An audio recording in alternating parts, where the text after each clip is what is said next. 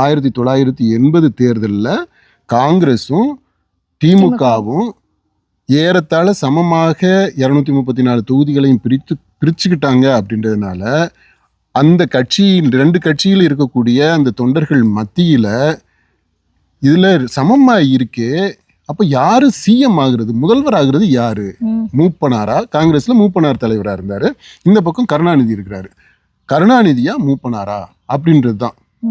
அதுக்கு உடனடியாக இந்த மாதிரி பிரச்சனை வருது, அதனால கூட்டணிக்குள்ள அந்த ஒரு சலசலப்பு இருக்கு, அதனால வாக்கு வங்கி வாக்கு மக்கள் இது வந்து பாதிக்கப்படலாம், ரிசல்ட் பாதிக்கப்படலாம் அப்படின்னு தெரிஞ்ச உடனே அங்கே இந்திரா காந்தி தெளிவாக சொல்லிடுறாங்க, இந்த கட்சி இந்த அணி ஜெயிச்சா கருணாநிதி தான் முதல்வர் ஆவார் அப்படின்னு அவங்க சொல்லிடுறாங்க டெல்லியிலிருந்து.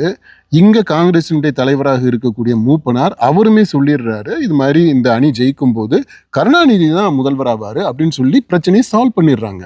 அதனால கூட்டணி ஆட்சியை பற்றி அங்கே பேச்சே கிடையாது, யார் முதல்வர் அப்படின்றது தான். அந்த யார் முதல்வர் அப்படின்றதுக்கு தீர்வு அவங்களே சொல்லிட்டாங்க. அப்படி சொன்ன பிற்பாடு மக்கள் ரிஜெக்ட் பண்ணிட்டாங்க அந்த கூட்டணியை. அதனால இது கூட்டணி ஆட்சி வரக்கூடாதுன்றதுக்காக இல்லை, கருணாநிதி முதல்வராக வரக்கூடாது அப்படின்றதுக்காக தான் ரிஜெக்ட் பண்ணிடுறாங்க. இப்போ எம்ஜிஆரா கருணாநிதியா அப்படின்றத அந்த களத்தில் இருந்த கேள்வி, இஷ்யூவே அதுதான். எம்ஜிஆர் துரோகம் இழைக்கப்பட்ட எம்ஜிஆர் இந்த பக்கம், துரோகம் இழைத்தவர்களோடு கை கோர்த்து கொண்ட கருணாநிதி துரோகி இந்த பக்கம். யாருக்கு ஓட்டு போடுவாங்க மக்கள்? அவங்க அந்த சூழ்நிலையில அந்த பின்னணியில கண்டிப்பாக துரோகம் இழைக்கப்பட்ட அந்த விக்டிம் அவருக்கு ஆதரவா ஓட்டு போடுறாங்க.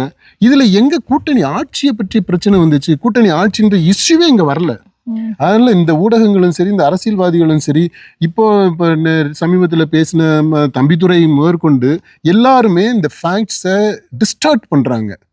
அது வரலாற அவங்க விருப்பத்துக்கு ஏற்றது மாதிரி டிஸ்டார்ட் பண்றாங்க. அன்றைக்கு அந்த சூழ்நிலையில இப்போ திமுகவும் காங்கிரஸும் சேர்ந்து நாங்க 2 பேரும் சேர்ந்து கூட்டணி ஆட்சி அமைக்கிறோம் அப்படின்னு எங்கேயாவது பேசினாங்களா? அந்த பிரச்சாரத்துல ஏதாவது ஒரு கட்டத்துல நாங்க இந்த கூட்டணி அமைச்சிருக்கிறது கூட்டணி ஆட்சிக்காகத்தான் அப்படின்னு சொல்லி தேர்தலில் பிரச்சாரம் பண்ணாங்களா? பிரச்சாரம் பண்ணவே கிடையாது. அப்படி அந்த ஆங்கிள்லயே வரல. அவங்களுக்குள்ள ஒரு ஈகோ கிளாஷ், மூவ் பண்ணாரா கருணாநிதியா அப்படின்றது, அதை சால்வ் பண்ணியாச்சு. கருணாநிதி தான் அப்படின்னு சொல்லிட்டு டிக்ளேர் பண்ணியாச்சு. அதோட பிரச்சனை சால்வ்டு.